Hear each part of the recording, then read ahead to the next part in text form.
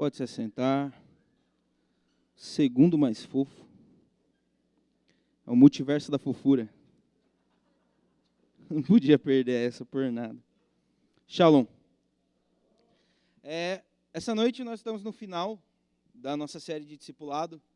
E eu adorei a série toda. Adorei a interrupção da última palavra do Evandro, dor e glória. Não poderia ter sido tão marcante. Mesmo não estando na série, Deus foi bom conosco até aqui, ministrando tudo aquilo que Ele quis ministrar. Espero que essa noite não seja diferente.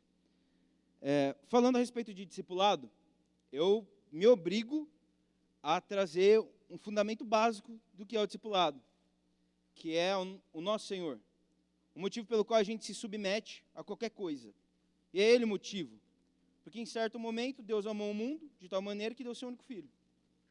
E é isso que nós devemos recordar todas as vezes que nós vamos ouvir uma palavra ou trazer algo do mérito da consciência para a obediência. Toda vez que vamos praticar algo, nós temos que saber que praticamos por causa de Jesus. Senão é só uma boa prática. Senão é só a gente querendo crescer 1% por dia. Isso qualquer um faz. A gente não precisa de um salvador para isso.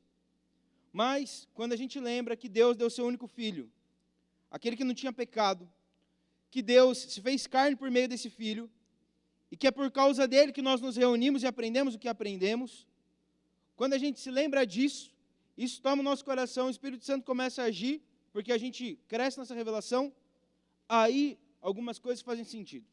Coisas sérias, coisas incríveis, coisas que são verdadeiros milagres. E dentro da igreja do Senhor, uma igreja como essa, nós vemos isso acontecer o tempo todo. Coisas que não fazem sentido acontecer no mundo afora. É um lugar onde, para todo pecado, tem perdão. Para toda necessidade, tem algum consolo. Para toda dúvida, a gente ou ora ou se contenta em Deus. Então, existem respostas da natureza humana. Respostas daquilo que a nossa condição carece. Nós somos supridos por Deus em tudo. O tempo todo. Só que isso nos gera certa ilusão. A ilusão de um conforto que não nos foi proposto.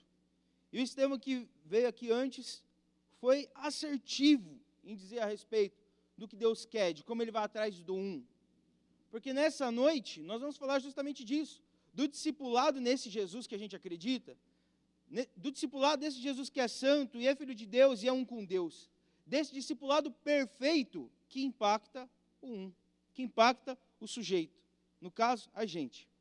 Abra sua Bíblia lá em Lucas 15, a partir do versículo 25. Evangelho de Lucas, capítulo 14, versículo 25. Não tem fotinho aqui? Deixa a fotinho do Serafim com Samuel, estava bonito. Lucas 14, versículo 25. Primeiramente, queria agradecer, gente. Tem muitos amigos aqui hoje, muita gente amada, muita gente que fez parte dessa caminhada até aqui, e para mim parece final de temporada, assim, estou muito feliz de verdade. A gente viveu até aqui como família em Cristo, e ver todo mundo aqui, hoje tem quase todo mundo, as pessoas tão amadas, tão especiais, cara, é demais, de verdade. Não vou citar o nome de ninguém, porque eu vou esquecer de alguém e vai ficar triste comigo.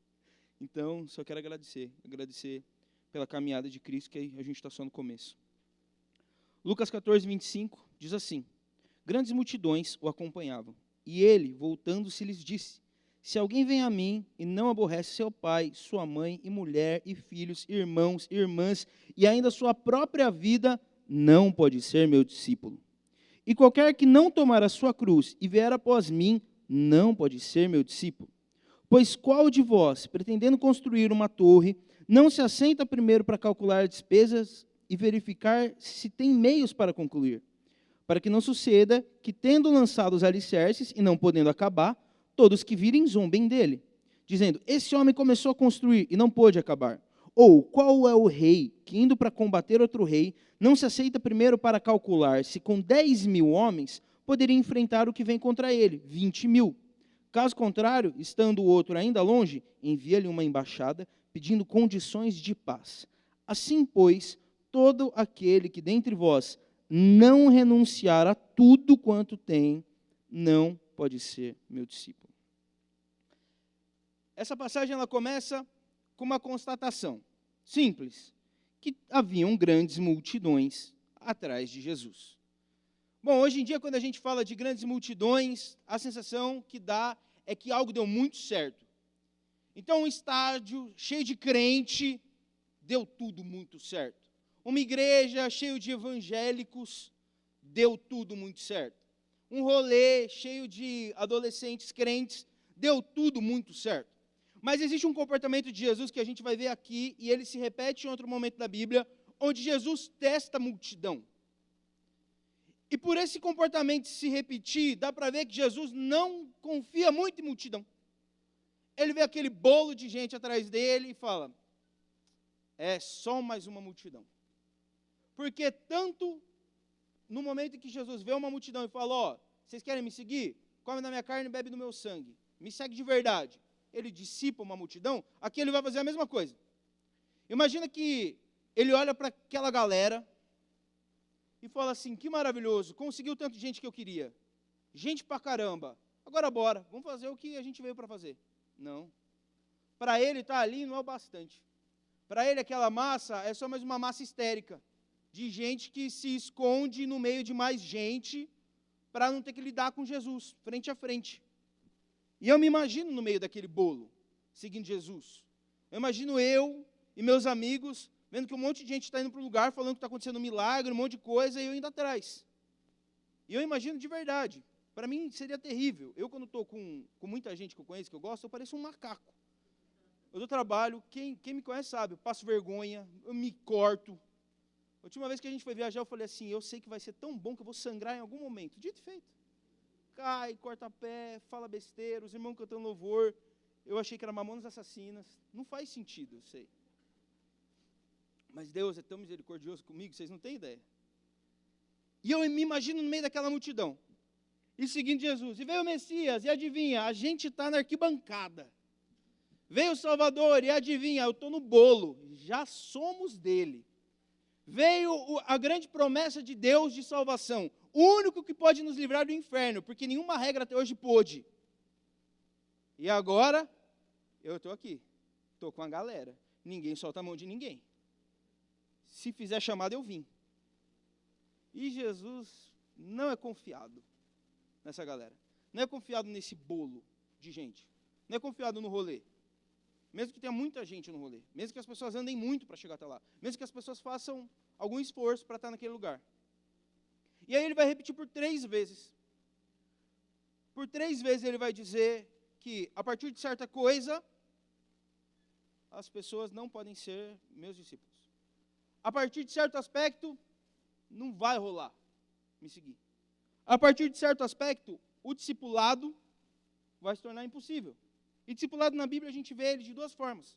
A primeira e mais essencial e a fundamental é olhar para Jesus, seguir, imitar, obedecer, querer ser igual de alguma maneira. Isso é o discipulado fundamental. E a outra maneira é convidar alguém para fazer o mesmo. Seguir esse Jesus. Discipulado de maneira nenhuma é lidar com a pessoa e as dores dela ou as questões dela, mas é direcionar ela a Cristo. Até porque lidar com as dores e as questões profundas de uma pessoa é algo muito, muito, muito sério, que não pode ser feito numa mesa simplesmente lidar com o passado de alguém. Muito pelo contrário, precisa de ajuda profissional para isso, um psicólogo ou algo do tipo. A gente não pode tocar lugares que a gente não consegue remediar. A gente pode orar por coisas, mas não sair tocando coisas que às vezes as pessoas simplesmente não queriam compartilhar. O que a gente pode fazer é apontar o Cristo, que cura, que toca, de maneira responsável e doce. Ou terapia. Eu agora sou o doidão da terapia. Eu não pergunto se as pessoas estão bem. Eu falo, você está fazendo terapia? Comecei e é a melhor coisa do mundo. Estou evangelizando terapia. Você aceita Jesus? Faz terapia. É isso. E dentre essa realidade de Jesus, de olhar para aquela multidão, de ver aquelas pessoas esperando ele agora tem que ser honesto. Porque ele sabe que multidão é só multidão. Ele sabe que um monte de gente é só um monte de gente. Ele sabe que um culto cheio é só mais um culto cheio. E não tem um lugar onde a gente consegue se esconder melhor do que na multidão. Se você faz um grupo de WhatsApp, onde você precisa falar com pessoas, coisas sérias, todos os dias, se tiver mais que 3 pessoas, todo mundo vai se sentir à vontade de falar, não sou eu que tenho que responder. Não perguntaram para mim, pergunta para o outro. E aí quem manda mensagem fica bravo, vendo quem visualizou e ninguém responde. É assim que a vida funciona. Porque a multidão é um lugar onde nunca é com você. A multidão é um lugar onde nunca estamos lidando com questões suas. São genéricas. Mas as promessas do benefício, aí a gente pega, recebe, toma posse, bênção, um copo de água, sei lá, qual mandinga, mas a gente gosta.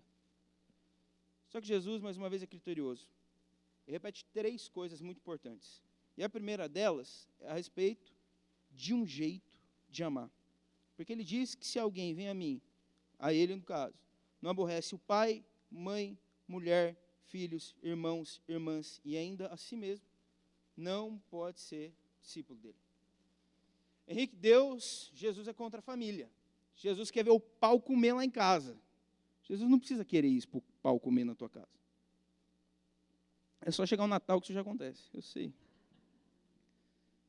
A vontade de Jesus não é que criemos conflito, mas é que uma vez ele estabelecido, a escolha seja uma. A vontade de Jesus é que exista um amor por ele, tão genuíno, tão puro, tão soberano, que fazer a escolha entre ele ou qualquer coisa seja óbvia. E do que você está falando, Henrique? Escolher Jesus ou alguém? Escolher agradar ele ou agradar outra pessoa. É difícil, né? Eu sei que é. Ainda mais para gente insegura, como é o meu caso. Muito difícil. Ver que alguém está reprovando porque você não pode corresponder. Dói, é um caminho complexo. Mas, ao mesmo tempo, quando nós olhamos para a nossa vida sempre vai ter o palpite de gente que quer projetar a gente de alguma maneira. Meu pai queria, sei lá, um médico, minha mãe, sei lá, um advogado.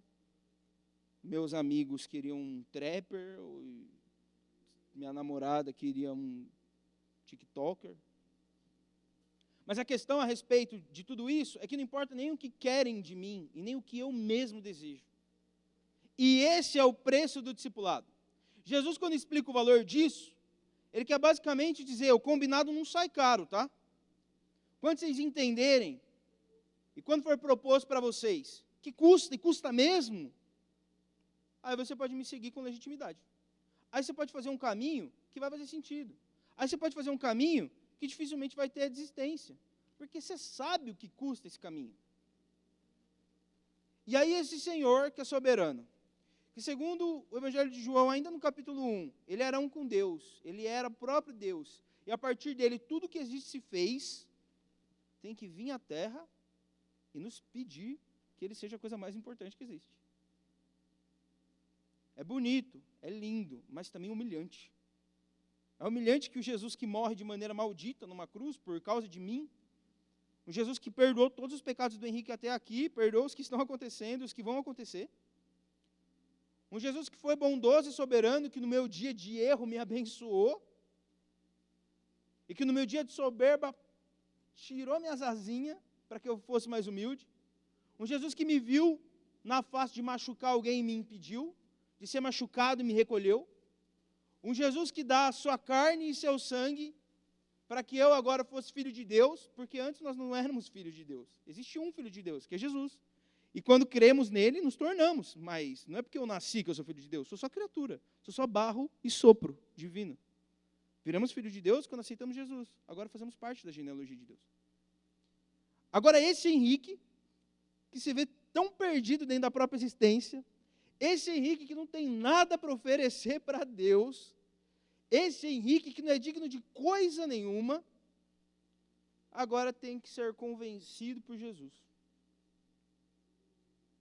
Porque ele é humilde, ele é manso, ele nos espera, ele nos aguarda. Como em 1 Coríntios 13, o amor dele é benigno, o amor dele tem paciência. O amor dele sabe de erros que eu cometeria, que eu juro hoje que jamais faria, como Pedro. Jamais vou te negar. Ele, você vai. O amor de Cristo, quando me chamou e quando eu aceitei Jesus como meu Senhor e Salvador, sabia de coisas que eu tinha certeza que eu jamais faria. Sabia que eu me surpreenderia negativamente. E estava pronto a me perdoar. E agora ele tem que dizer, tem que me ensinar e me relembrar constantemente que por isso é ele que eu mais amo. Henrique, mas amar mais a Jesus do que todas as coisas não pode gerar algum problema para mim? Com certeza, com certeza. Com certeza, escolhas simples vão ficar um pouquinho mais difíceis. Com certeza, o seu prazer, ele vai ser tocado.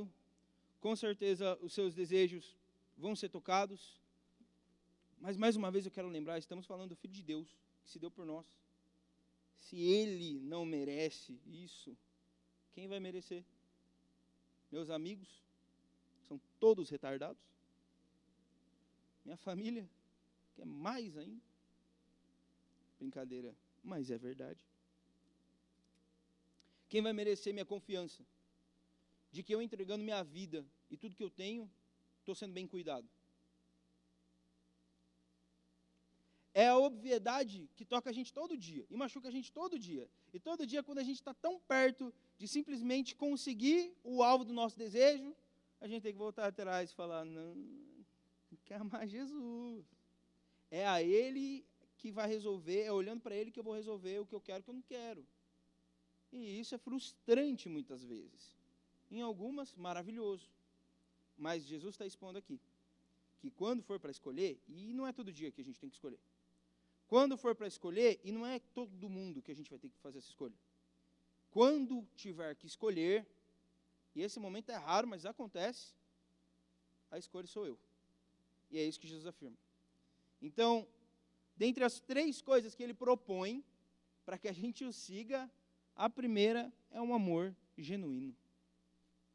A primeira coisa que Jesus propõe é que ele seja o alvo do nosso amor. Simplesmente. Jesus poderia propor que para ser o discípulo dele, nós teríamos que ser perfeitos e nunca mais errar. Mas ele não propõe isso. Sabe que é impossível. Sabe, inclusive, que o processo da gente se livrar de qualquer erro, é ele que vai fazer. O que ele propõe é que ele seja amado. E olha que interessante, porque ele sabe que esse ser que vai amar ele, vai falhar em tudo isso. Ele não coloca aqui um nível de desempenho. Se você acertar toda a lei, 80%, ou 20%, na lei 80-20, que está na moda, você simplesmente agora é meu discípulo. Não.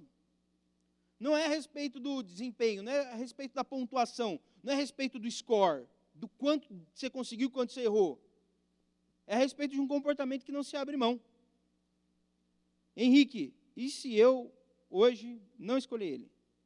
Escolher outra pessoa, ou a mim mesmo? A gente carrega um ensino para amanhã. E amanhã a gente vai ter oportunidade de novo de fazer essa escolha. O que Jesus quer não é medir quantas vezes fizemos ou não fizemos, mas é a consciência de que o que vamos escolher vai ser Ele. E quando não escolhemos Ele, é o dia da queda, que também nos foi prometido. É o dia do erro, que também nos foi prometido. E isso vai acontecer, fique em paz. Não fique com medo de errar, porque vai acontecer. Mas a consciência e no que acreditamos é, a gente segue a Ele e escolhe Ele, mais do que a nós mesmos. E não se engane, esse é o nosso maior inimigo. Para a nossa geração é fácil passar por cima de todo mundo. Para a nossa geração é fácil conectar e desconectar de pessoas. A gente não fala nem amizade, fala conexão, de tão fútil que a gente é. Para a gente é fácil, mas vencer a nós mesmos, esse é o nosso pior inimigo, né? Esse cara que mora aqui dentro. Qualquer dia eu pego ele na porrada. E aí Jesus vai dizer, e qualquer um que não toma a sua cruz e vier após mim, não pode ser meu discípulo. O que é tomar a cruz, Henrique? Bom, cruz é o lugar onde você matava gente maldita naquela época. Cruz era um instrumento de matar quem merecia. Cruz era um instrumento de cancelar CPF. Dos cloroquina da época. Esse era o momento, a cruz era o momento, onde quem não merecia a vida e nem a dignidade da vida ia para lá. Então, quando Jesus fala que não poderia seguir ele aquele que não carrega a sua cruz, ele está dizendo, olha, você vai me seguir e vai arrumar problema por me seguir, então, para me seguir, você tem que saber disso. Ah, Henrique, do que ele está falando? Agora, de repente, vou entrar numa maré de azar, no inferno astral. Não, isso significa que talvez não gostem de você, porque você ama Jesus. Como aconteceu com todos os discípulos. Todos os 12, exceto João, na verdade, mas depois veio Estevão e completa aí o número para a gente. Todos os 12 foram assassinados porque amavam Jesus.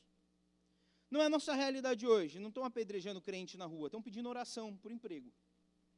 Talvez isso não condiga tanto com a nossa realidade. A gente não sofre tanto, porque a nossa realidade é um pouco mais hipócrita.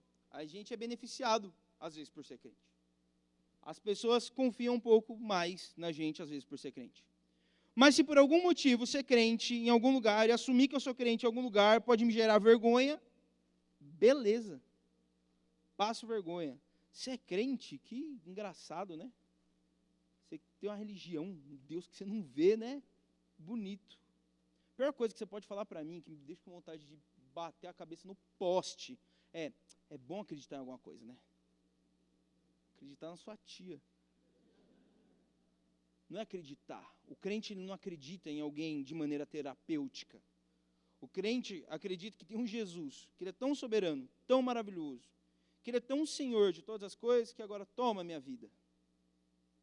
O crente acredita que tem um Jesus que está vivo. O crente, ele chega a um nível de insanidade que ele ajoelha e tem certeza que está falando com Deus. Embaçado, né?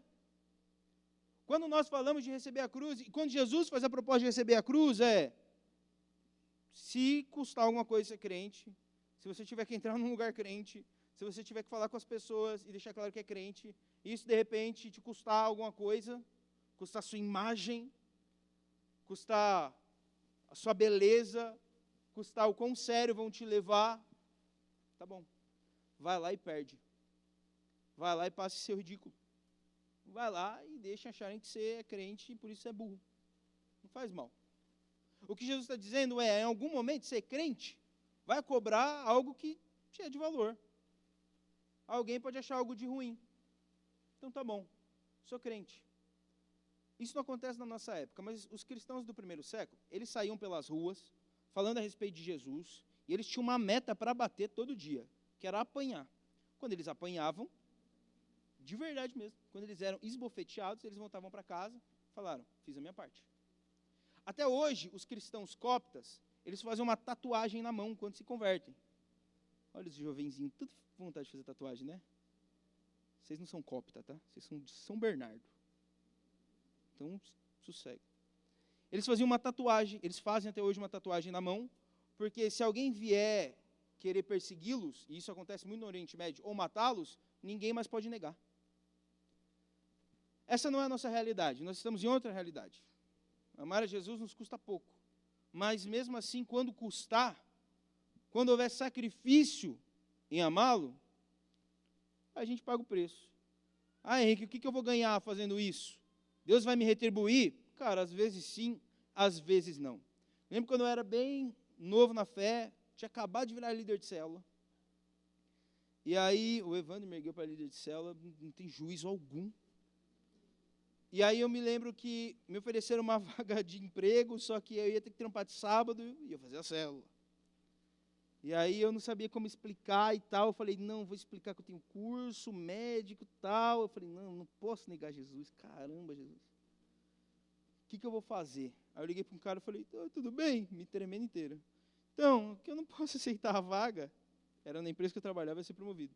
É porque eu sou crente. Eu faço um negócio que chama célula. E é sábado. Aí o cara, perdão, não entendi. Eu não, que faço uma reunião sábado, porque eu sou crente. Naquele momento eu tinha vergonha de ser crente, de fazer reunião e de isso ser sábado. Não gostava de nenhuma dessas ideias. O cara falou, pô, cara, da hora, admiro e beleza. Se um dia aparecer uma outra vaga aí, que não seja de sábado, né, que você é crente, faz céu, a gente te indica. Falei, obrigado, moço. As coisas deram certo daí em diante, mas não é essa a promessa. Não é, testemunho aqui não é, aí hoje eu trabalho sei lá o quê, não. A questão é, eu jamais faria aquilo, mas o Espírito Santo nos ajuda a não negar a Cristo, que é o trabalho dele, dar testemunho de ser Cristo. Talvez em algum momento, você se veja numa enrascada. Talvez em algum momento, você se veja num ambiente 100% favorável, que se torne 1% favorável, só por confessar que você acredita que Cristo é o Senhor, sabe? Mas vale a pena. Vale a pena porque é assim que os discípulos fazem. Eles o confessam. E agora a gente volta para Pedro. Jesus fala, vou ser crucificado, vou me matar. Pedro fala, não vou deixar, não vou, eu vou contigo, dou um jeito, mas não vou deixar. Jesus olha para ele e fala, não, você vai me negar. Jesus sabia, e Pedro estava nesse momento em que Jesus está explicando que a gente tem que segurar a cruz por seguir ele. Pedro tinha ouvido essa palavra que a gente está ministrando hoje do próprio Jesus e não teve força. E Jesus sabia que ele não teria força. O que Jesus fez? Demitiu ele? Não. Matou ele? Não. Expulsou? Também não. Jesus deu a ele a oportunidade de confessar mais uma vez. Enquanto estivermos vivos, teremos oportunidade. E se em algum momento você teve que negar por alguma coisa, está tudo bem. Mas vamos orar para que da próxima a gente possa confessar. Porque é isso que nosso Senhor espera. Sabe que podemos errar e erramos, mas, no entanto, ser discípulo dele exige que confessá-lo seja parte da nossa vida. E hoje tem um jeito de confessar mais moderno, sabe? Tipo, não, eu acredito em Jesus, mas igreja eu sei que é meio mais ou menos. Então, não está tão difícil hoje. Ou fala, não, eu sou crente, mas na minha igreja pode fazer tatuagem. Tá bom, aí eles falam assim, vocês também usam droga lá? Eu falo, não. A maioria não. Às vezes, mentira. E aí Jesus explicando o custo de segui-lo, Jesus explicando o compromisso de segui-lo, ele explicando que segui-lo tem 3 grandes fundamentos. O primeiro fundamento que a gente viu é o jeito de amá-lo. O segundo fundamento é um preço a ser pago, é um tipo de sacrifício. Agora ele exemplifica antes de entrar no terceiro. E ele diz lá no versículo 28, pois qual de vós, pretendendo construir uma torre, não se assenta primeiro para calcular a despesa e verifica se tem os meios para concluir. E ele vai dizer também que um rei, vendo que vai rolar uma guerra, tem 10.000 soldados, vê que o outro tem 20, ou seja, vai tomar um pau. Ele vai mandar uma caravana e falar, melhor a gente fazer paz. O que Jesus está ensinando? Ele está falando, antes de ir para algo importante, antes de fazer uma escolha importante, antes de construir algo importante, a gente dá uma olhada no que isso custa. Então Jesus não olha para as pessoas como a gente está acostumado e fala assim, dá um salto de fé, sabe o que você tem que fazer? Você não sabe, ninguém sabe, você só vai, só acredita. Não, Jesus está dizendo, quero que quem me siga, siga sabendo o que isso significa. Quem me siga, não siga na dúvida do que pode acontecer, mas eu quero garantir que tem que ser um amor genuíno. Pode acontecer algumas coisas e pode te desfavorecer, me seguir. E eu preciso que você calcule isso. Preciso que você saiba que isso faz parte da vida cristã. Irmãos, de verdade, eu olhando para isso, ainda parece mega injusto com Jesus. Porque o que ele espera da nossa relação com ele é, primeiro, que ele seja amado.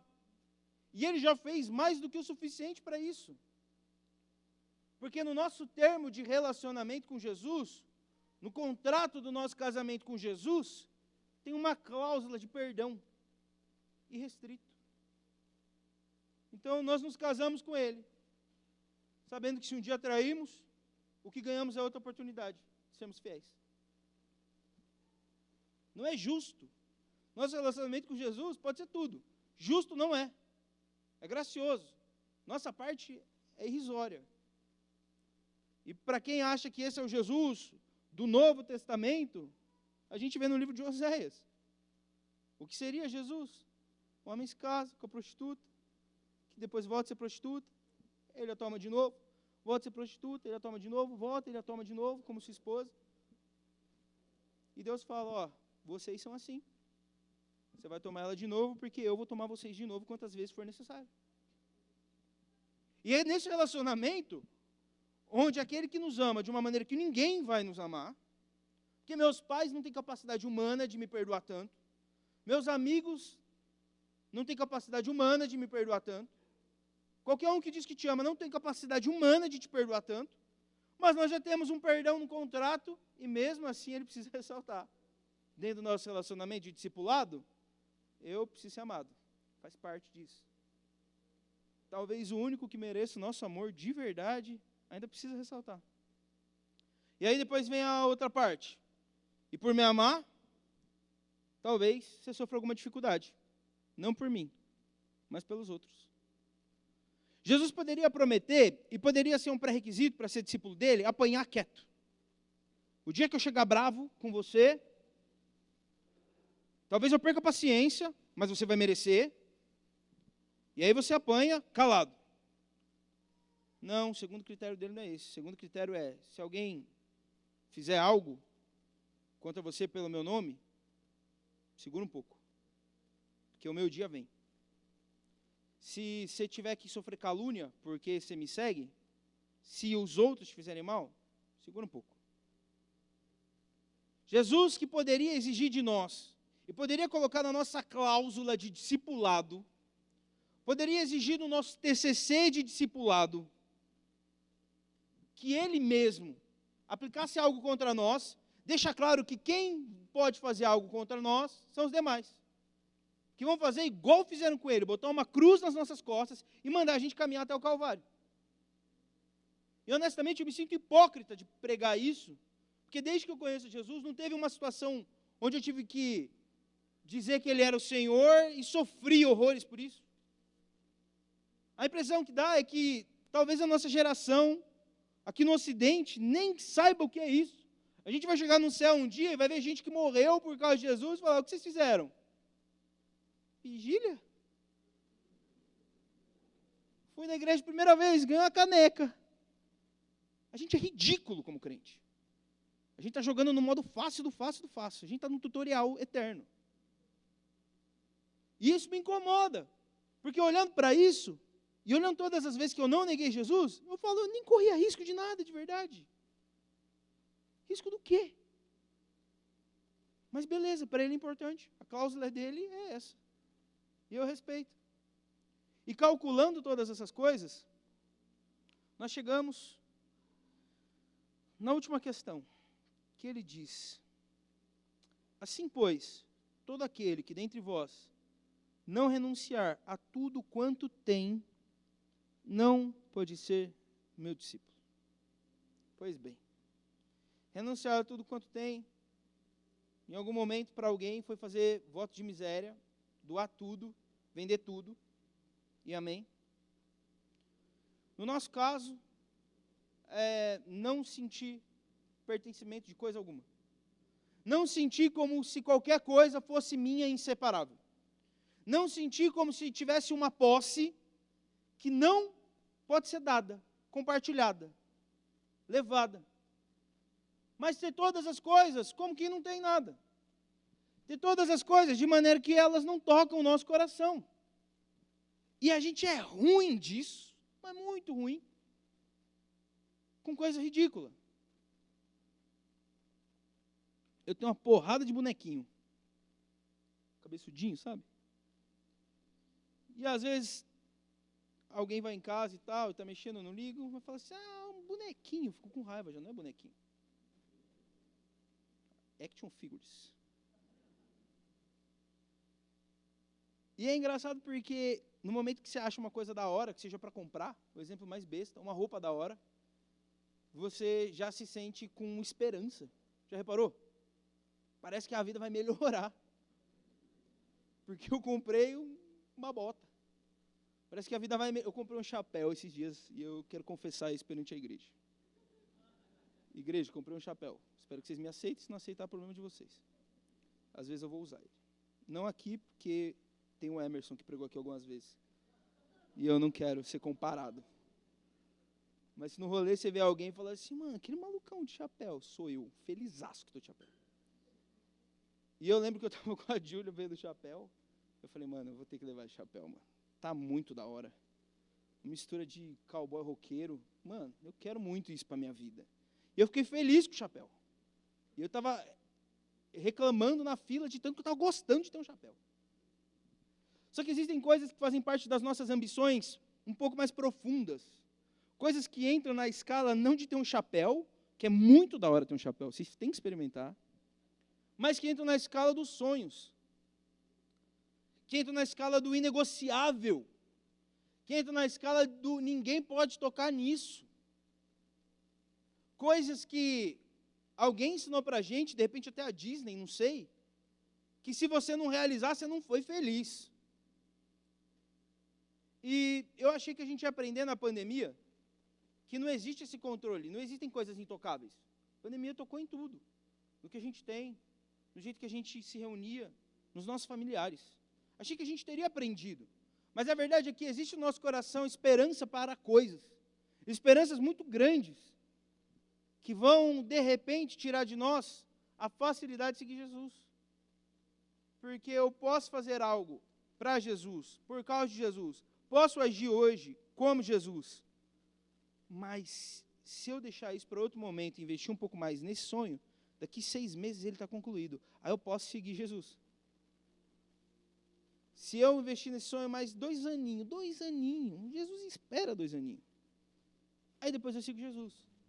É disso que estamos falando, não é do meu chapéu, me deixa em paz com o meu chapéu. Estamos falando dos sonhos, dos desejos humanos, estamos falando das ambições, que por a gente ser tão pequeno, tão inseguro, tão medroso, a gente um dia coloca eles na cabeça como se fosse nossa redenção, como se a partir daquele momento nossa vida fosse valer a pena. E aí a gente fica sonhando em sair do Brasil um dia, que está uma porcaria. E eu vou ser feliz no dia que eu sair do Brasil e poder comprar Nutella a 80 centavos de dólar. E esse é meu sonho, comprar Nike a $20. E o dia que eu alcançar isso, eu vou ser feliz. E aí o máximo que você tem é um estrangeiro triste, porque ninguém é afetuoso com ele e se sente sozinho de Nike comendo Nutella. Não existe sonho humano que cumpra a promessa que fez, fato. E não existe sonho humano que não possa ser tocado por Deus. Não existe sonho humano que você fala, Deus, isso aqui, você não muda de lugar. Por um único motivo, porque se alguém nos conhece amanhã, esse alguém é Deus. E ele tem que ter liberdade de tocar o nosso sonho de hoje. Se tem alguém que nos conhece no fim da nossa vida, da nossa trajetória, esse alguém é Deus. E por isso Jesus tem que olhar para nós e ver que não possuímos nada. Não existe nada para nós incondicional. Não existe nada para nós inegociável para Ele. Não existe nada para nós que Ele não possa mexer. E para ser discípulo, esse último aspecto é muito importante. Não tem nada que possa nos prender, a ponto de não conseguirmos segui-lo, por causa de uma condição ou de um desconforto. E aí, olhando para aquela multidão, ensinando essas coisas, pedindo que eles tenham juízo para segui-lo, ele vai começar a falar de sal. E vai dizer, assim, pois, todo aquele que dentre vós não renuncia a tudo quanto tem, não pode ser meu discípulo. O sal é certamente bom. Caso, porém, se torne insípido, como restaurá-lo o sabor? Nem presta para a terra, nem mesmo para o monturo. Lançá-lo fora. Quem tem ouvidos para ouvir, ouça. Olhando para todo mundo que está ali seguindo ele, olhando para aquela multidão sem cara, sem forma, só um monte de gente, ele vai ensinar esses 3 princípios para ser discípulo. E vai dizer, se o sal perdeu o sabor, ele não serve para mais nada. Ou seja, se aquela multidão, e as pessoas naquela multidão, resolverem ficar assistindo a Jesus, são como sal sem sabor. Mas dentro daquela multidão, ele provoca quem consegue, quem entende o preço, quem ouve falar que o discipulado com Jesus custa esse amor verdadeiro, esse incômodo e esse desprendimento, aqueles que olham e falam, isso é sério, ele convida esses. Aqueles que olham e falam, meu, isso parece difícil, é a esses que ele faz o convite. Esses que têm o juízo de entender que o discipulado de Jesus pode incomodar, a esses ele faz o convite. E aí nós vemos que existe uma recompensa, sim, em andar como um discípulo. E aprendendo e fazendo essa graduação em ser discípulo de Jesus e o TCC, nós temos uma espécie de formatura para Jesus. onde depois de conhecê-lo, segui-lo, desejá-lo, onde entender que ele toca o que quiser, porque ele é bondoso e delicado. Honestamente, nem na Bíblia e nem nos nossos testemunhos a gente viu Deus tocar em algo na vida de alguém que a destruísse. Muito pelo contrário, em coisas que nos transformam. Nunca, não posso dar o testemunho que vi Deus tocar na vida de alguém em coisas que derrubasse alguém, mas sim em coisas que deixasse a gente diferente, mais propenso à vontade dele. E aí Jesus vai dizer que aquele que agora é seu discípulo, que aquele que agora caminha com ele, que aquele que agora consegue estar livre para amar como ele ama, pode caminhar para a grande formatura do discipulado, para a grande conclusão do discipulado. E essa conclusão está lá em João, capítulo 15, a partir do versículo 12, que diz assim: o meu mandamento é esse, que vos ameis uns aos outros, assim como eu vos amei. Ninguém tem maior amor do que esse, de dar a alguém a própria vida em favor dos seus amigos.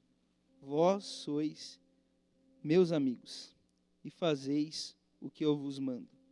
Já não vos chamo de servo, porque o servo não sabe o que faz o seu senhor, mas tenho-vos chamado amigos, porque tudo quanto ouvi de meu Pai vos tenho dado a conhecer. Não fostes vós que me escolhestes a mim, pelo contrário, eu vos escolhi a vós outros, e vos designei para que vades e deis fruto, e o vosso fruto permaneça, a fim de que tudo quanto pedires ao Pai, em meu nome, Ele vos conceda. O caminho de Jesus e o discipulado de Jesus tem a grande conclusão em se tornar amigo de Jesus. O caminho de Jesus e o desejo de estar com Ele, e entender que isso custa, quando nós entramos nesse caminho, a nossa convicção é que o próprio Jesus vai dividir conosco os desejos do próprio Deus. E agora nós não somos mais pessoas que ficam tentando adivinhar o humor ou o desejo desse Jesus. Nós andamos com Ele diariamente. Porque, primeiro, o amamos. Segundo, não temos medo do que isso pode gerar. E terceiro, não queremos possuir mais nada, porque somos possuídos por Ele. Esse nível de discipulado, essas três coisas nos permitem cumprirem o único novo mandamento que Jesus dá: que amemos nossos amigos e demos a vida por eles, assim como Ele fez. Porque como que alguém que não ama Cristo vai amar de verdade outra pessoa? Ou melhor, como que alguém que não está disposto a ser incomodado vai amar de verdade outra pessoa? Ou melhor, como alguém que possui tantas coisas e precisa guardar todas essas coisas e precisa impedir que os outros toquem nessas coisas, consegue amar outra pessoa? O discipulado de Jesus tem regras claras estabelecidas para um fim, para que no fim sejamos como Ele e possamos amar desprendidamente. Possamos amar pronto para perdoar, como Ele nos perdoa. Possamos amar pronto a querer o bem do outro mais do que minhas posses.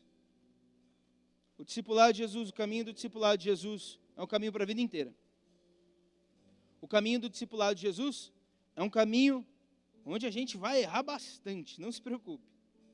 Mas o caminho de discipulado de Jesus é um caminho onde o fim são pessoas como Jesus, amigas de Jesus, pronto para a sua vinda. E que quando Ele voltar, Ele vai saber o nome dessas pessoas. Quero te convidar hoje a orar. Quero te convidar a clamar ao Senhor, que te traga tanto noção do valor do discipulado com Jesus, do caminhar todos os dias com Jesus, como que a gente possa entender quem é esse Jesus, a quem a gente quer seguir, até o final das nossas vidas. Amém?